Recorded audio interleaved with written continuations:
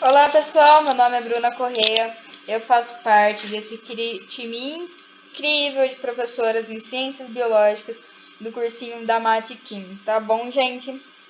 Bom, o que nós vamos estudar hoje? Genética clássica. Estava escrito aqui no título aqui embaixo, vocês já sabiam, mas eu quis falar, tá?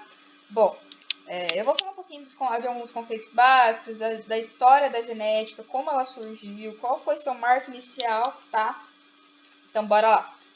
O termo genética, ele vem do grego de geno, que significa fazer ou nascer. Basicamente falando, é o estudo do gene, tá? Basicamente é isso. Porém, na genética, nós estudamos de que forma essas características biológicas são transmitidas de geração para geração, tá bom? Foi um pouquinho de história. O marco inicial da genética ele é considerado na segunda metade do século XIX, com Gregor Mendel. Ele era um monge austríaco que fez pesquisas com ervilhas, tá? E nessa pesquisa ele concluiu a perpetuação das características hereditárias dos seres. E até hoje nós estudamos primeira e segunda lei de Mendel, tá? E muita coisa surgiu graças ao Mendel. Muitos estudos surgiu graças ao Mendel.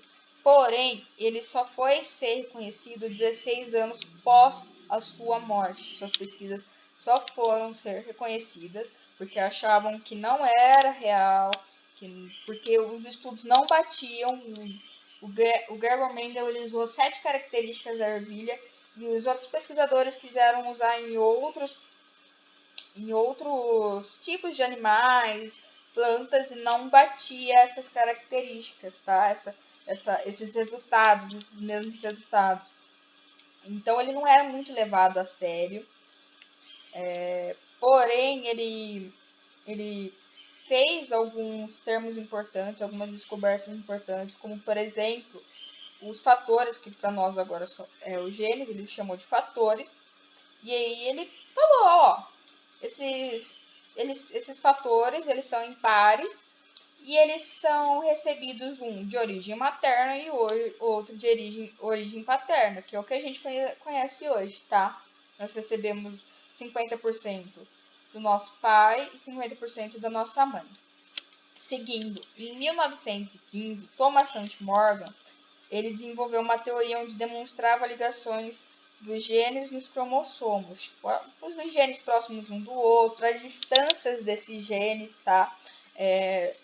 São chamadas de essa teoria que Thomas Morgan, de novo, que Morgan concluiu, é chamada de recombinação, permuta, linkage, crossing over, é tudo a mesma coisa, tá? Só muda a palavra. Enfim, seguindo. Em 1931, Phoebus Levine ele identificou que bases nitrogenadas, açúcar e um grupamento fosfato levavam à estrutura básica dos ácidos nucleicos, e ele também descreveu a diferença entre o RNA e o DNA, tá? Em 1950, Evelyn Charvet e alguns colaboradores eles estudavam a composição química do DNA. E eles observaram que a quantidade de adenina é igual à quantidade de timina. E a quantidade de guanina é igual à quantidade de citosina. Esse estudo ele foi muito importante na descoberta da estrutura do DNA em si, tá? E foram chamados de postulado de Charvet, tá bom? Seguindo, em 1953, Watson e Crick eles propuseram a teoria do modelo da dupla hélice DNA, que nós conhecemos hoje, na qual eles utilizaram dados da pesquisa por difração de raio-x da Rosalind Franklin.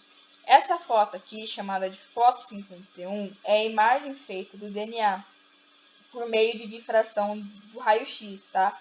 Foi a Rosalind Franklin que tirou essa foto e Watson e Crick se debruçaram em cima dessa pesquisa e propuseram dessa foto e propuseram a teoria do modelo da dupla hélice do DNA, tá? Seguindo, a estrutura do DNA. Bom, o DNA é um ácido desoxirribonucleico, tá bom? A abreviação dele em português é ADND, ADNN. É muito difícil falar porque eu tô tão acostumada com o DNA que eu até confundo, tá, gente? Desculpa. Nós usamos o termo DNA, que é a abreviação em inglês de ácido desoxirribonucleico, tá bom? Bom, os nucleotídeos eles são formados por bases nitrogenadas, tá? Esse daqui é um nucleotídeo, tá bom, gente? Então eles são formados, esse daqui, ó, por bases nitrogenadas, um açúcar e um grupamento fosfato. Esse açúcar, ele é uma pentose, tá bom, gente? As bases nitrogenadas, elas podem... Opa, desculpa. Voltando. Elas podem ser purinas, que é a adenina e a guanina, ou pirimidinas, que é a timina, opa, aqui em cima, e a citosina. A adenina, ele é ligada com a timina por pontes de nitrogênio. E essas pontes são duas pontes de nitrogênio na adenina e na timina. A adenina ela só se liga à timina, como a guanina se liga apenas à citosina. Porém, a diferença é que a citosina e a guanina elas se ligam por 3 ligações de pontes de hidrogênio, tá bom, gente? Por 3 pontos. E há uma... é o que eu já falei aqui, a interação das duas fitas, porque são duas fitas aqui, ó, duas fitas ligadas por ácidos nucleicos, e elas são ligadas por pontes de hidrogênio, tá bom? A estrutura do DNA, do RNA, desculpa, ela muda um pouquinho. Ele, diferente do DNA, que é uma desoxirribose, ele é uma ribose, tá bom? Mais pra frente próximas aulas eu vou falar um pouco mais aprofundado sobre isso, tá? Voltando um pouco sobre o DNA ele serve para armazenar informações, armazenar os genes, tá bom? E o RNA, ele transfere essas informações. Outra diferença do DNA pro RNA é que a timina ela é substituída pela uracila, tá? Nós usamos o U. Então, o A vai se ligar com a uracila. A adenina vai se ligar com a uracila, caso necessário. O RNA também ele apresenta 3 tipos, tá? Que é o RNA mensageiro, o RNA transportador e o RNA ribossomal. Posteriormente, nas próximas aulas, eu também vou falar um pouco sobre isso. Bom, vamos lá para os conceitos básicos.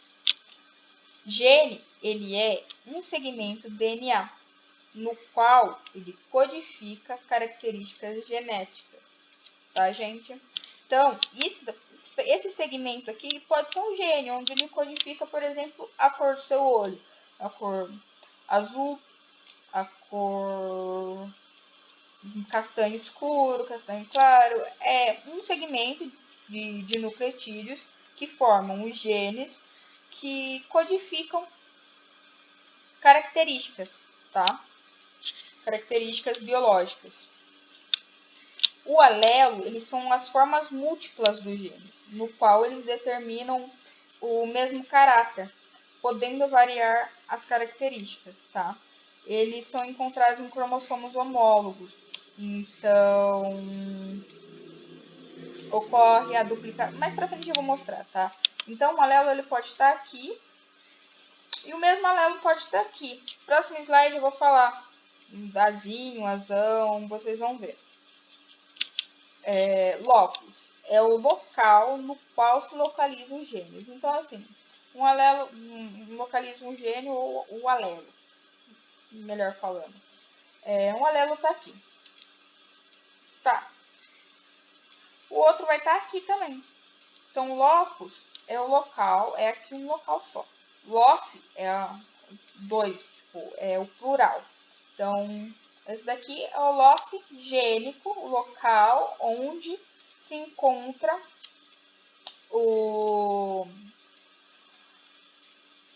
alelo, tá?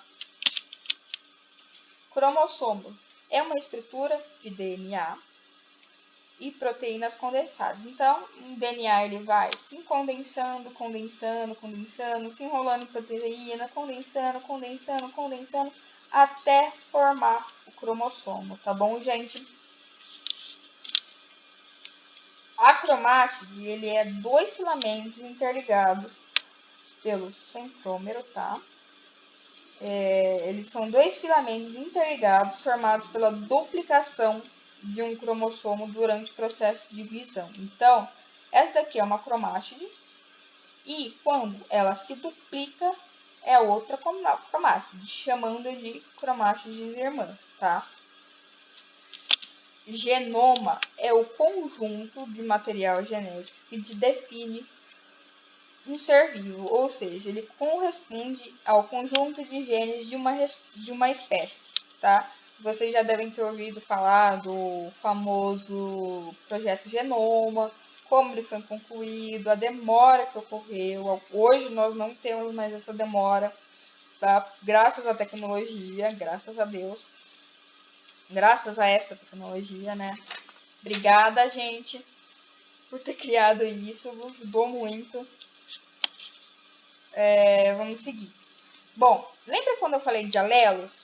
Então, alelos são a expressão das características. E de que forma elas se expressam? Imaginem livros. São, tipo, imagina um livro do Harry Potter. É uma forma diferente do livro de Harry Potter ou igual do mesmo livro, entendeu? Opa, desculpa, gente. Seguir. Os alelos eles podem ser homozigotos. Esse termo homozigoto, homozigose, é quando os alelos são iguais, sendo azão, azão ou azinho, azinho. Heterozigoto ocorre quando os alelos eles são diferentes, sendo azinho, azão, azinho, tá? Recessivo. Recessivos são genes que se expressam em homozigose. Os genes, eles são caracterizados, esses genes são caracterizados por letras minúsculas no alfabeto. Exemplo, azinho, azinho, ou bezinho, bezinho, cezinho, cezinho. Os recessivos, nós chamamos eles de haploinsuficiente. Ou seja, ele em haploidia, diploidia quando nós possuímos 23 pares. Haploidia quando há só os 23, tá? Nós possuímos 23 pares de cromossomos. Diploidia esses 23 pares e haploidia é só um desses dos pares, tá? Nós chamamos então os recessivos de haploinsuficiente, tá?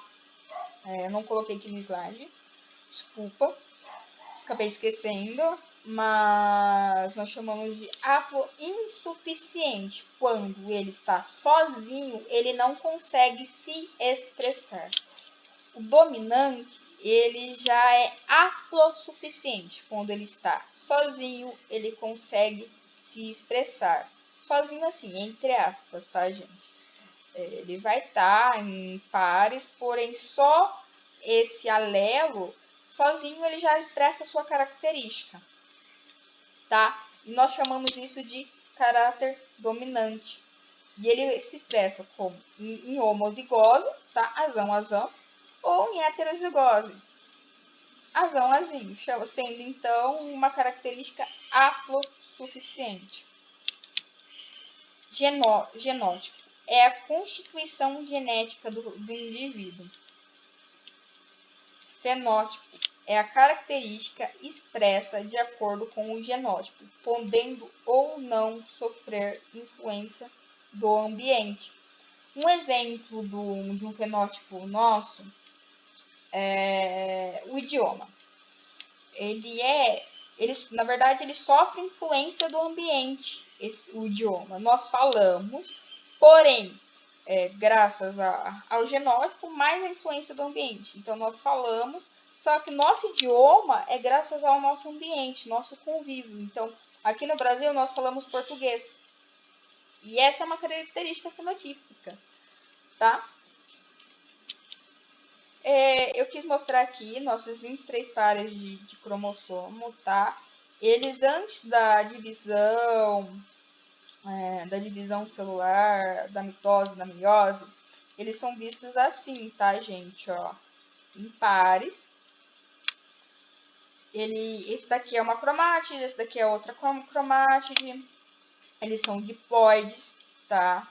Sendo o azinho um gene recessivo sendo haploinsuficiente, então ele não vai conseguir expressar a sua característica sozinha. E o azão sendo uma característica dominante, conseguindo ser haplosuficiente, conseguindo expressar essa característica, tá? Então, quando ele está em azão-azinho, o azão vai dominar sobre o azinho, tá?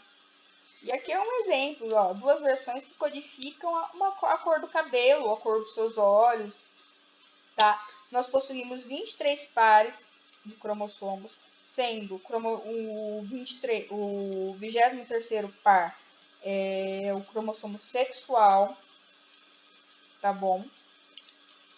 E aqui eu quis colocar essa imagem porque eu, como estudante, tive muita dificuldade em visualizar. Eu acho que eu falei isso lá quando eu falei de cromática. Eu tive muita dificuldade de visualizar cromática de irmã, cromática, cromossomos homólogos. Tá, cromossomos homólogos, ó, é isso daqui.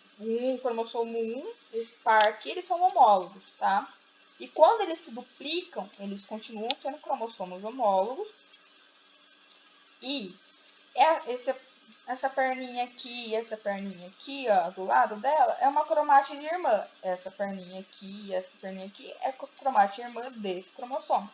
Tá bom, gente? Eu só quis mostrar um pouquinho da duplicação, como eles ficam duplicados na hora da mitose ou da meiose, tá? Bom, gente, é isso. Eu queria pedir para vocês se inscreverem no canal, deixarem o like caso vocês tenham gostado, ativem o sininho, porque é muito importante receber as notificações de quando a gente posta as aulas. Entrem nas redes sociais do cursinho da Matiquim, tá? Da Matiquim. Lá, eles fizeram uma postagem muito legal de fazendo apresentações de todos os professores do cursinho, tá muito interessante. Vai lá conhecer a gente, tá? Aonde a gente vai, aonde a gente vive, o que a gente come, brincadeira. Mas vai lá ver. E obrigada por assistirem e até uma próxima.